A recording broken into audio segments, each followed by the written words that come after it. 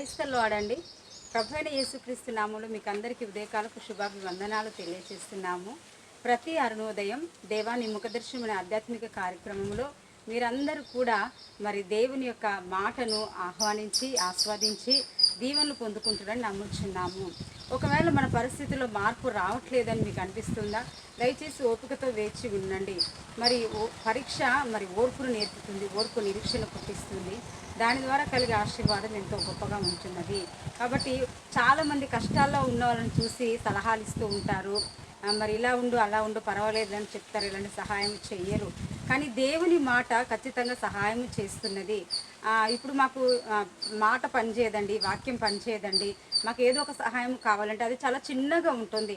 సరే మాకు ఎవరు సహాయం చేయకపోయినా పర్వాలేదు, దేవుని వాక్కు మాకు చాలండి అంటే అది గొప్ప కార్యం చేస్తుంది. కాబట్టి ఈరోజు కావాల్సిన లేఖన భాగం మనం చూద్దాం. మీకా గ్రంథం 2వ అధ్యాయం 13వ వచనం. ప్రాకారములు పడగొట్టువాడు వారికి ముందుగా పోవును, వారు గుమ్మమును పడగొట్టి దాని ద్వారా దాటిపోదురు, వారి రాజు వారికి ముందుగా నడుచును, యెహోవా వారికి నాయకుడుగా ఉండును. ఆమేన్, హల్లెలూయా. ఈ వాక్యం యొక్క అర్థము మనం ఖచ్చితంగా ఇశ్రాయేలు ప్రజల జీవితంలో చూడొచ్చు. వాళ్ళు ఎరికో గోడను పడగొట్టుటకు మరి ఎంతో సామర్థ్యం అవసరం. మరి ఈ రోజుల్లాగా ఆ రోజుల్లో మరి గొప్ప గొప్ప జేసీపీలో గొప్ప గొప్ప బండ్లు వెహికల్స్ ఏవి కూడా లేవు కదండి. అయితే ప్రజలు ఏమనుకున్నారంటే ఎలాగూ ఇది సాధ్యం, ఎరుకో గోడను పడగొట్టాలి, మరి దానిలోనికి వెళ్ళి మనం స్వాధీనపరచుకోవాలి, ఇది ఎలాగూ సాధ్యము అని అనుకున్నారు. కానీ దేవుని వాక్యం ఇక్కడ సెలవిస్తుంది, ప్రాకారములు పడగొట్టువాడు వారికి ముందుగా పోవును. ఆమేన్, హల్లెలూయా. దీన్ని బట్టి మనకేం అర్థమవుతుంది? మన ముందు ఎవరు నడవాలి, మన ముందు ఏ వస్తువు ఉండాలి, మన ముందు మన యొక్క పని జరిగించుటకు ఎవరు ఉండాలి? దేవుడు మనకు ముందుగా ఉండాలి. ఎరికో గోడ చుట్టూ మరి 7 మార్లు స్తుతిస్తూ ప్రదక్షిణ చేస్తూ ప్రభువైన యెహోవా నామమును స్తుతిస్తూ ఉండండి, ఖచ్చితంగా ఎరికో గోడ కూలుతుంది అని చెప్పారు. మరి స్తుతి ద్వారా ఎలాగండి సాధ్యం? సాధ్యమే. మనకు ముందు నడుస్తున్నవాడు ప్రభువు కాబట్టి ఖచ్చితంగా సాధ్యమే. మరి ఎప్పుడైతే ఏడవసారి 7 మార్లు వాళ్ళు తిరిగారో కుప్పలుగా ఎరుకో గోడ కూలిపోవడం జరిగింది. ఎరుకో గోడ ఎంతో గొప్పది చెప్తూ ఉంటారు. 2 వాహనములు పెద్ద లారీస్ వెళ్ళేంత భయంకరమైన గొప్ప ప్రహారీ గోడ ఎంచున్నది. దాన్ని కూల్చడం ఎవరి తరము కాదు, కానీ జీవము గల దేవుడు గొప్పవాడు, ఆయన కూల్చగలడు. ఎందుకంటే ఇశ్రాయేలు ప్రజల ముందు మోషే ముందు నడుస్తున్న వారు ఎవరంటే మన దేవుడే. మరి చూడండి, అప్పుడు మోషే లేడు, అహరోనుతో కూడా వాళ్ళు యెహోషువతో కూడా వాళ్ళు నడుస్తున్నారు. మరి ఎరికో కూడా కూలగొట్టే సమయానికి మరి యెహోషువ వారికి ముందుగా ఉన్నాడు. ఆ విధంగా ప్రజలు నడిపింపబడుతున్నారు. అయితే ఈరోజు నీ ముందు ఏ ఎరుకో కూడా ఉన్నది, నా ముందు ఏ ఎరుకో కూడా ఉన్నది, మనల్ని మనము పరీక్షించుకోవాలి. ఆ ఎరుకో గోడను కూల్చడం ఎలా? మనకున్న అసాధ్యమైన కార్యం సాధ్యపరచడం ఎలా? మన ముందు దేవుణ్ణి ఉంచుకున్నట్లయితే, మన గురిగా మన లక్ష్యముగా మన యొక్క మరి సాధనముగా దేవుణ్ణి ఉంచుకున్నట్లయితే, ఆయన ముందు పెట్టినట్లయితే ఖచ్చితంగా ఆయన మోసం చేయడం.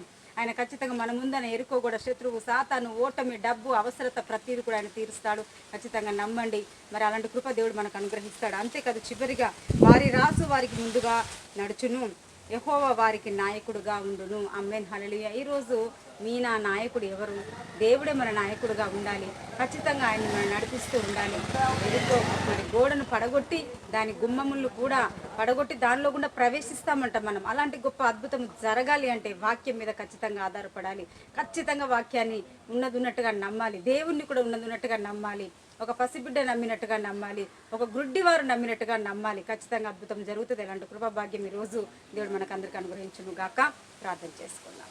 మహోన్నతుడ సర్వశక్తి గల ప్రభు, ఈరోజు ఎంతమంది బిడ్డలైతే నమ్ముచున్నారో తండ్రి నీకు స్తోత్రము చెల్లిస్తున్నాం. మీకు ఆ గ్రంథం 2వ అధ్యాయం చివరి వచనంలో ప్రభువా, అయా ప్రాకారములు పడగొట్టువాడు వారికి ముందుగా నడుచును, వారు ప్రాకారములను పడగొట్టి మరి గుమ్మంలో గుండా ప్రవేశించుదురు, ఎందుకంటే వారి రాజు వారికి ముందుగా నడుస్తున్నాడు, ఇదిగో వారిని నడిపించువాడు మరి యెహోవాయే అని నీ వాక్యం సెలవిస్తుంది. ఎంత గొప్ప దేవుడు మా ముందు నడువు ప్రభువా. ఇశ్రాయేలు సైన్యముకు ముందు నడిచావు, ఎరుకో గోడను కూల్చావు, అద్భుతము జరిగించి స్వాధీనపరచుకున్నట్టు చేస్తావు. ఈరోజు ఈ లోకంలో ఎంతో విపరీతమైన విచిత్రమైన చెడ్డ దినాల్లో మేము ఉంచుండగా దేన్ని మేము సాధించలేని అయా చెడ్డ స్థితిలోకి బలహీనతలకు మేము వెళ్ళిపోతుండగా, అలా కాదు నాయన, నీ బిడ్డలు వారు అనుకున్నవి సాధించాలి, గొప్ప కార్యం వారు చేయాలి, గొప్ప స్థితిలో వారు ఉండాలి. అలాంటి కృపా భాగ్యం దయచేయండి. ఈరోజు పుట్టినరోజు జరుపుకుంటున్న బిడ్డల్ని దీవించండి, నేను ఆశీర్వదించండి. మ్యారేజ్ జరుపుకున్న జంటల్ని దీవించండి, నేను ఆశీర్వదించండి. ప్రయాణాలు చేస్తున్న బిడ్డల ప్రయాణంలో క్షేమమునిచ్చి మరలా తిరిగి ఇంటికి నడిపించండి. అదేవిధంగా తండ్రి నీకు స్తోత్రం చెల్లిస్తూ ఇంకా ఎంతమంది బిడ్డలైతే అయ్యా తండ్రి నీకు స్తోత్రం గర్భఫలము కోసమై అయ్యా బాధపడుచున్నారో, అయ్యా డెలివరీ కోసం సిద్ధపడుచున్న వారందరినీ దీవించి, హాస్పిటల్లో ఉన్నవారు డిశ్చార్జ్ అవ్వాలి, వివాహాల కోసం సిద్ధపడుచున్న వారు వివాహాలు జరగాలి, మంచి సంబంధాలు రావాలి. ఇంకా అనేక విషయాల్లో అప్పుల సమస్యల్లో ఉన్నవారు, అయ్యా ఫైనాన్షియల్ కట్టలేని వారు, తండ్రి ఇబ్బందుల్లో ఉన్నవారు అందరికీ కూడా విడుదల దయచండి. అప్పుల వారి ఇంటికి వచ్చినప్పుడు దయచలి కనికరం పుట్టించండి, ఏదో ఒక మార్గం చూపెట్టండి. మేము తెచ్చుకోమని ప్రార్థన విన్నందుకు ఈ దినమంతా మమ్మల్ని కాపాడి నడిపించమని, మరొక దినముకి మమ్మల్ని సిద్ధపరచండి. యేసు నామములో ప్రార్థిస్తున్నాము తండ్రి, ఆమేన్.